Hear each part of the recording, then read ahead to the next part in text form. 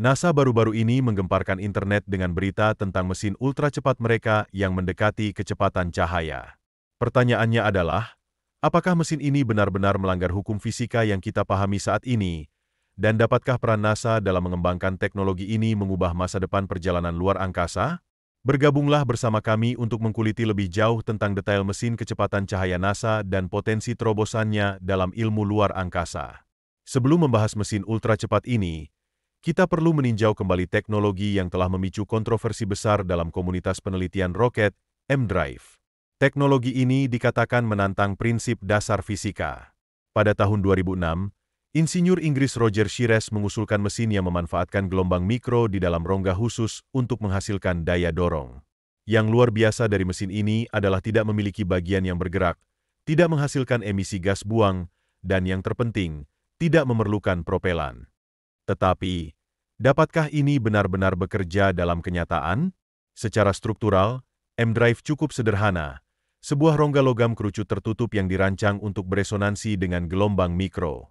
Magnetron, perangkat yang menghasilkan gelombang mikro, digunakan untuk menciptakan gelombang elektromagnetik di dalam ruang tersebut.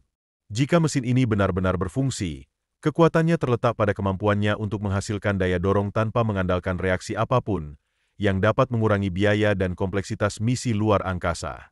Dorongan yang terukur dalam eksperimen sangat kecil, biasanya dalam kisaran mikronewton, dan tidak ada teori fisika yang sepenuhnya menjelaskan fenomena ini. Beberapa hipotesis menyarankan bahwa dorongan tersebut mungkin disebabkan oleh interaksi kuantum di ruang hampa atau efek yang belum dipahami terkait dengan relativitas umum, namun penelitian lebih lanjut masih diperlukan untuk mengonfirmasi klaim ini. Karena kontroversi dan kurangnya bukti ilmiah yang kuat, M-Drive masih dianggap sebagai teknologi yang sangat spekulatif. Fisikawan, termasuk Stanislaw Bow, mantan ilmuwan di Glenn Research Center NASA, sangat skeptis. Menurut hukum kekekalan momentum, agar sebuah objek bergerak dalam satu arah, ia harus menghasilkan gaya yang sama dan berlawanan. Roket tradisional mencapainya dengan mengeluarkan gas panas ke belakang, namun M-Drive mengklaim menghasilkan dorongan tanpa aksi semacam itu. Meskipun ada skeptisisme yang luas, ide Shires mendapatkan perhatian dan secara bertahap menarik minat para ilmuwan di laboratorium Eagle Works NASA yang dipimpin oleh fisikawan Harold White. Dengan kemajuan terbaru, para insinyur di Pusat Penerbangan Luar Angkasa Marshall NASA telah mengembangkan mesin revolusioner yang tidak memerlukan propelan dan bahkan dapat mencapai kecepatan mendekati kecepatan cahaya, melampaui batas fisik yang selama ini dianut dalam ilmu roket. Pada tahun 2013, tim doktorandus Harold White melakukan uji coba dengan prototipe M-Drive dan mendeteksi dorongan yang sangat kecil, setara dengan berat sehelai bulu mata. Meskipun dorongan ini sangat kecil, itu masih jauh lebih besar dari apa yang diprediksi oleh fisika tradisional. Temuan ini menggembirakan NASA, meskipun mereka mengklarifikasi bahwa itu hanyalah uji coba awal tanpa kesimpulan pasti. Cerita ini dengan cepat menyebar di media global, memicu keingintahuan publik yang lebih besar. Pada tahun 2016, para ilmuwan di Administrasi Luar Angkasa Nasional Cina, CNSA, juga mengungkapkan bahwa mereka telah menguji perangkat serupa selama 6 tahun dan berencana untuk melakukan eksperimen di luar angkasa. Meskipun klaim mereka bertemu dengan kontradiksi signifikan, mereka tetap serius dan melanjutkan penelitian mereka. Walaupun M-Drive masih sangat kontroversial, teknologi ini telah memicu minat besar terhadap teknologi propulsi masa depan. Beberapa teknologi tersebut, yang dulunya hanya konsep dalam fiksi ilmiah, kini telah menjadi kenyataan. Salah satunya adalah propulsi ion. Awalnya, propulsi ion hanyalah sebuah konsep dalam fiksi ilmiah, tetapi kini telah terbukti bekerja secara nyata. Mesin ion bekerja dengan mempercepat partikel bermuatan, biasanya gas xenon, yang dimasukkan ke dalam ruang berisi elektron. Ketika elektron bertabrakan dengan atom xenon, mereka melepaskan elektron, menciptakan ion bermuatan positif. Ion-ion ini kemudian dikeluarkan pada kecepatan sangat tinggi, menghasilkan daya dorong untuk pesawat ruang angkasa. Propulsi ion sangat efisien dan membuka pintu untuk misi luar angkasa yang berlangsung bertahun-tahun dengan bahan bakar minimal. Mesin ion dapat beroperasi terus-menerus selama bertahun-tahun, dengan dorongan kecil yang terakumulasi seiring waktu, menyebabkan perubahan kecepatan yang signifikan. Mesin ini sangat efisien karena menggunakan sedikit bahan bakar, jauh melampaui mesin roket kimia apapun.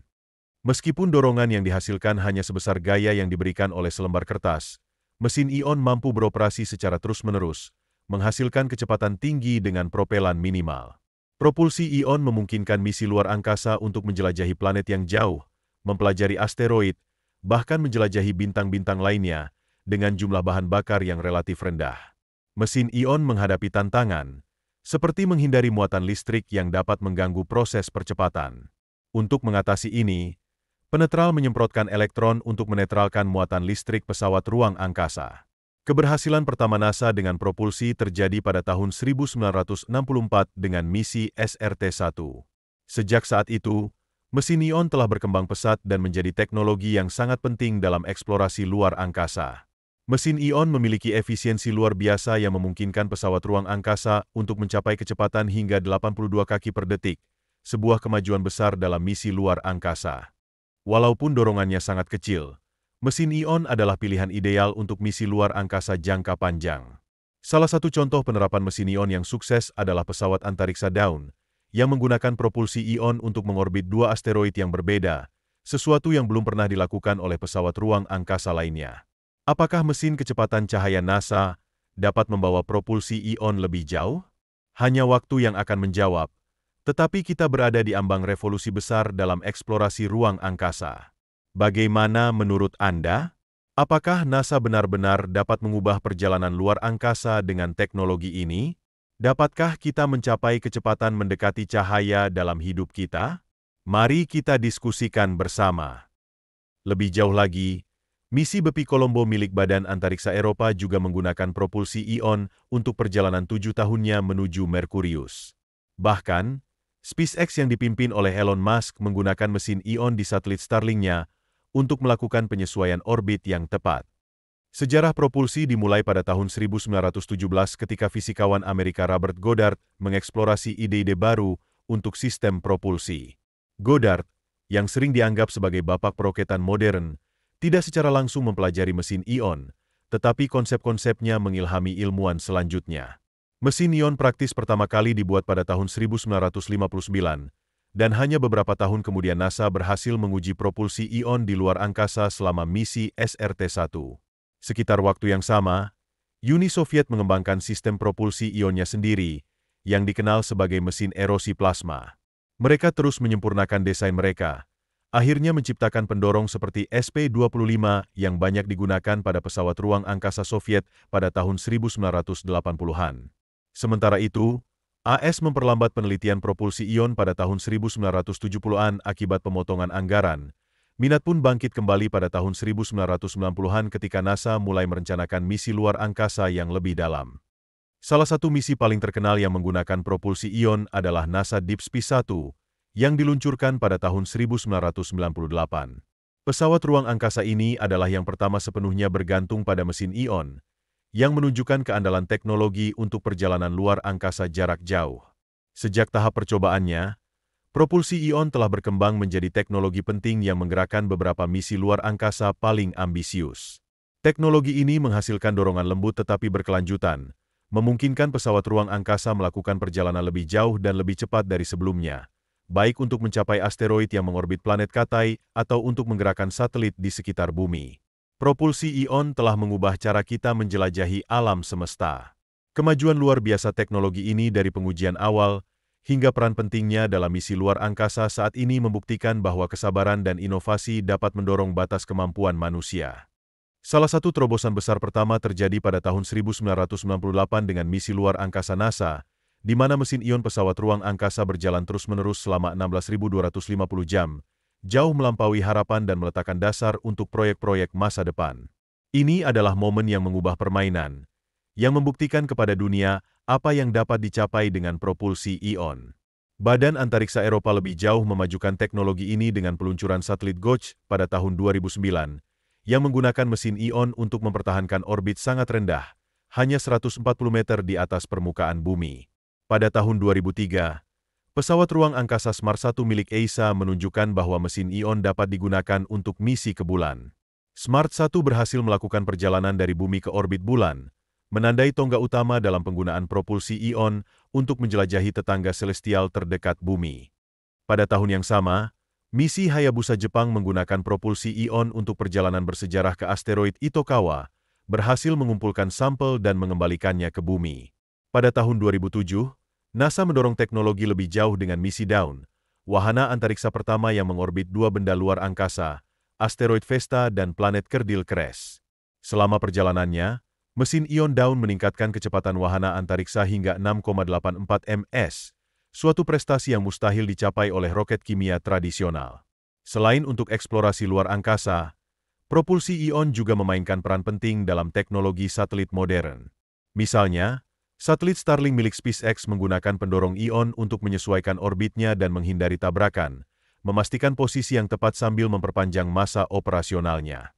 Tenaga pendorong ion hanyalah salah satu bagian dari teka-teki eksplorasi luar angkasa umat manusia.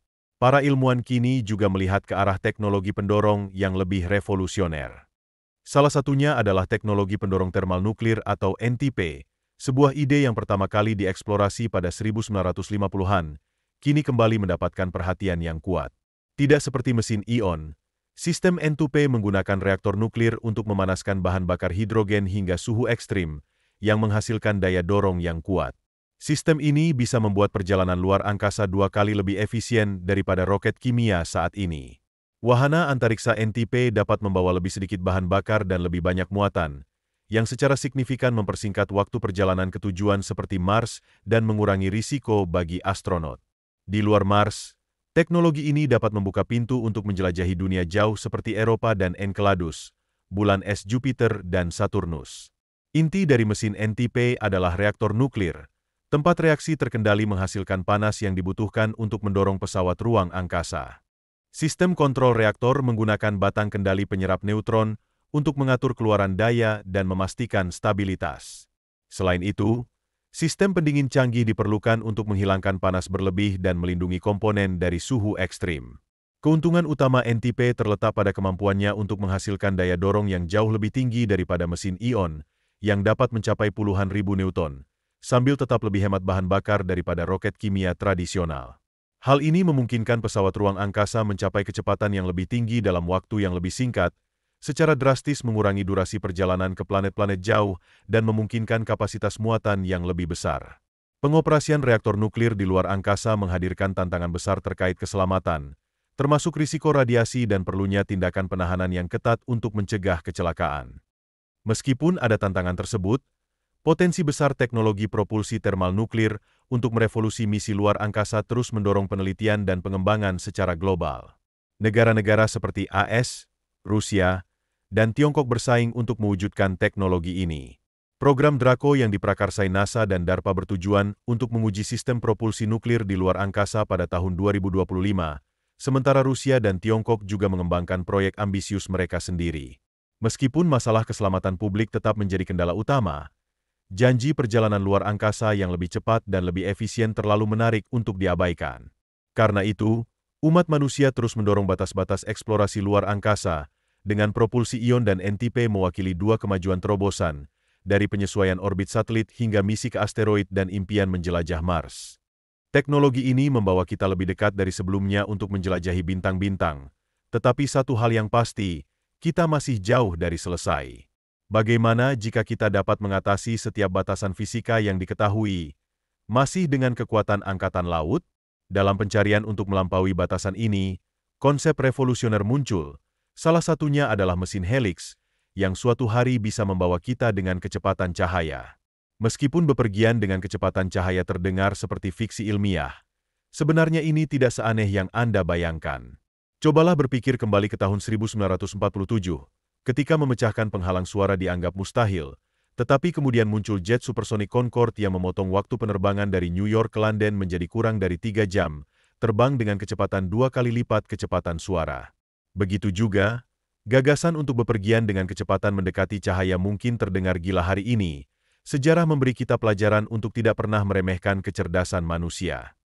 Bayangkan jika Anda ingin bepergian ke Alpha Centauri, sistem bintang terdekat kita. Bahkan wahana antariksa tercepat NASA, New Horizons, yang terbang ke Pluto dengan kecepatan 36.400 mph, akan memakan waktu 78.000 tahun untuk sampai ke sana, dan itu pun belum memperhitungkan bahan bakar yang dibutuhkan. Disinilah konsep baru yang radikal dari NASA muncul.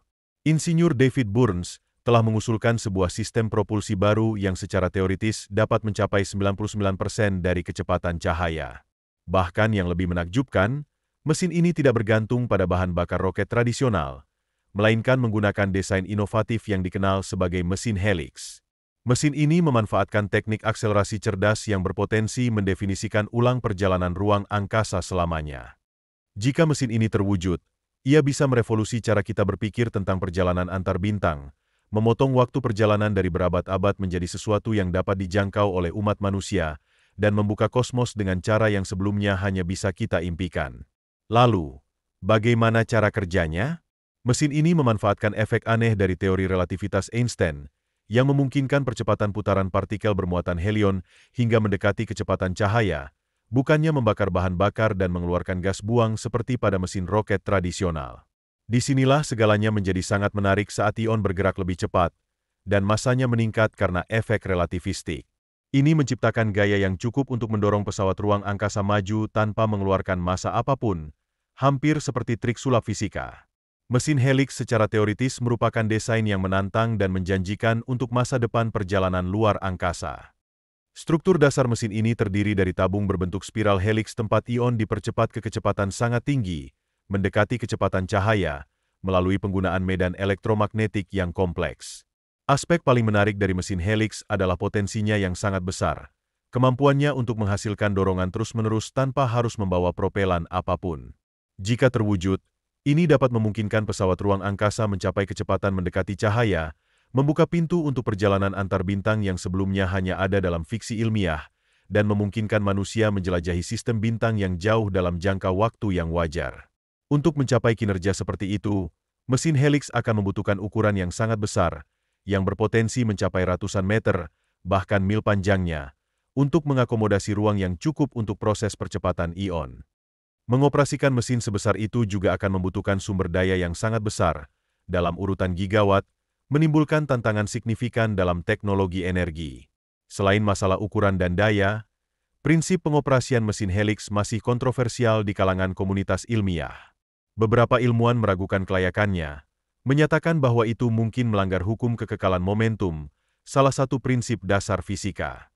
Oleh karena itu, saat ini mesin helix terutama dianggap sebagai eksperimen pemikiran yang menarik, sebuah ide kreatif dengan penerapan praktis yang belum pasti, dan memerlukan penelitian yang lebih luas serta terobosan ilmiah yang signifikan untuk membuktikan kelayakannya. Mesin helix dapat menandai era baru dalam eksplorasi luar angkasa. Tetapi apa yang paling membuat Anda bersemangat tentang masa depan perjalanan luar angkasa? Kapan menurut Anda kita akhirnya akan mencapai bintang dengan kecepatan cahaya? Sampaikan pendapat Anda di kolom komentar di bawah. Bayangkan, Anda menempatkan cincin pegas lid di dalam kotak.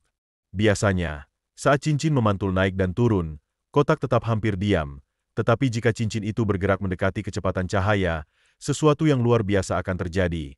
Massanya akan meningkat, dan saat bertabrakan dengan dinding kotak, cincin itu akan mendorong seluruh kotak ke depan. Ini adalah prinsip inti di balik mesin helix David Burns. Ia memanfaatkan efek pergeseran massa ini untuk menghasilkan daya dorong dengan cara yang benar-benar baru. Apa yang membuat mesin helix menarik adalah bahwa ia tidak memerlukan bahan bakar roket tradisional. Roket modern membakar bahan bakar dalam jumlah besar, yang membatasi jangkauan dan efisiensinya. Sebaliknya, mesin Burns menggunakan akselerator ion untuk menghasilkan gerakan, yang berarti bahwa secara teori, pesawat ruang angkasa dapat melakukan perjalanan tanpa batas tanpa perlu khawatir tentang pasokan bahan bakar. Beberapa ahli berpendapat bahwa mesin tersebut tampaknya bertentangan dengan prinsip-prinsip fisika yang sudah mapan dan mungkin tidak akan berfungsi dalam kenyataan. Mereka membandingkan kehebohan sekitar mesin helix dengan kontroversi seputar penggerak EM, sebuah konsep yang diyakini banyak orang terlalu bagus untuk menjadi kenyataan. Mesin Burns mewakili sekilas pandang yang menarik ke masa depan eksplorasi ruang angkasa. Jika terbukti layak, mesin ini dapat merevolusi cara kita mencapai bintang yang jauh, membuat perjalanan antar bintang lebih cepat dan lebih praktis. Seperti halnya penggerak EM, mesin helix masih bersifat teoritis. Kedua teknologi ini menghadapi kendala besar. Mereka tampaknya melanggar hukum kekekalan momentum, prinsip dasar dalam fisika. Inilah bagian yang menarik. Mesin ini didasarkan pada relativitas khusus Einstein, yang menyatakan bahwa benda yang bergerak mendekati kecepatan cahaya akan mengalami peningkatan massa. Konsep radikal David Burns membuang desain konvensional. Sebagai gantinya, mesin helix akan menggunakan akselerator berbentuk kumparan untuk menggerakkan ion dalam putaran kontinu, mempercepat ion-ion tersebut hingga mendekati kecepatan cahaya dan mengubah kecepatannya. Mesin ini, secara teoritis, dapat menghasilkan daya dorong tanpa mengeluarkan massa. Medan elektromagnetik akan mengendalikan seluruh proses, dan mesin ini dapat berfungsi dalam ruang hampa tanpa ada bagian yang bergerak. Meskipun terdengar seperti fiksi ilmiah, teknologi ini menghadapi tantangan besar, tetapi David Burns percaya bahwa dengan waktu dan energi yang cukup, mesin ini dapat mencapai 99% kecepatan cahaya. Pada kecepatan tersebut, astronot dapat melakukan perjalanan ke Mars hanya dalam 13 menit atau mencapai bulan dalam waktu lebih dari 1 detik. Meskipun desain ini masih murni teoritis, kita masih jauh dari melihatnya menjadi kenyataan. Terlepas dari itu, ide ini tetap sangat menarik. Tidak seperti roket tradisional, mesin helix tidak memerlukan bahan bakar yang dapat merevolusi operasi satelit jangka panjang dan eksplorasi ruang angkasa dalam.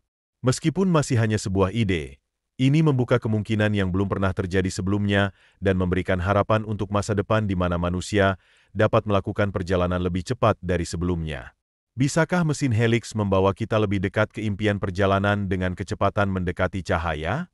Hanya waktu dan inovasi teknologi yang akan menjawab pertanyaan itu. Tetapi dengan konsep terobosan seperti ini yang mendorong batas-batas pengetahuan kita, masa depan eksplorasi luar angkasa tidak pernah terlihat lebih cerah. Di dunia penerbangan, ukuran benar-benar penting. Pesawat-pesawat kolosal ini tidak hanya mengesankan dengan dimensi mereka, tetapi juga menentukan kapasitas kargo, jangkauan penerbangan, dan bahkan efektivitas tempur. Merancang mesin raksasa ini selalu menjadi tantangan bagi para insinyur. Tetapi apakah panjang satu-satunya hal yang membuatnya istimewa? Jawabannya tentu saja tidak. Ada banyak hal menarik lainnya tentang raksasa langit ini yang akan kami ungkapkan, dan tidak ada pesaing yang lebih pantas untuk memulai daftar ini selain Antonov AN-225 Mriya. Dalam bahasa Ukraina, Mriya berarti mimpi, dan sesuai dengan namanya, ia mewujudkan ambisi paling berani dari para insinyur Antonov.